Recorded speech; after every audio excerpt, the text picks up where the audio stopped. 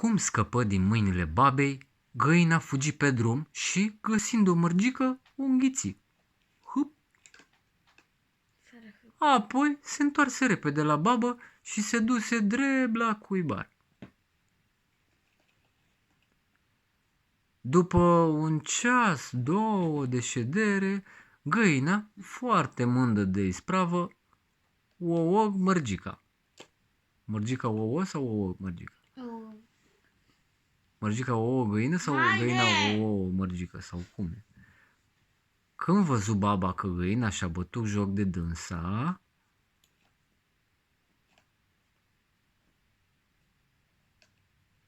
o prinse și dă-te o mamă de bătaie până o omorâ în bătaie. Nu, o prinse și o bătu până o omorâ în bătaie mama ei. Și așa, baba cea zgârcită și fără suflet a rămas săracă lipită pământului. Și-am încălecat pe oșa și v-am spus... Nu? Mama e?